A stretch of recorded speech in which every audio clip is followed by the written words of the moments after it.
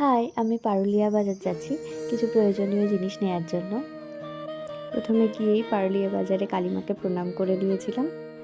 তারপরে মা বলেছিল ঠাকুরের জন্য ফুল নিয়ে আসতে, তাই ফুল নিয়ে নিলাম।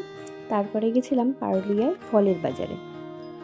এখান থেকে আমি আপেল, আঙুর, কমলা লেবু এই সমস্ত ফলগুলো নিয়ে নিয়েছিলাম। তারপরে পারুলিয়া বাজার থেকে সোজা চলে এসেছিলাম আমাদের পূর্বস্থলী বাজারে। সেখান থেকে মিষ্টি নিয়েছিলাম, আমার গণেশের জন্য লাড্ডুও নিয়ে নিয়েছিলাম। তারপরে সমস্ত ঠাকুরের জিনিসগুলো রাখতে এসেছিলাম আমাদের দোকানে, মানে আমার বাবির কাছে। বেরিয়ে পড়েছো?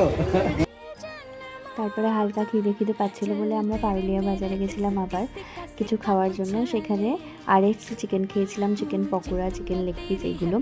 এই দোকানটাতে আমরা RFC চিকেনটা খাই, ভীষণই সুন্দর করে, সেখান থেকে খেয়ে নিয়েছিলাম।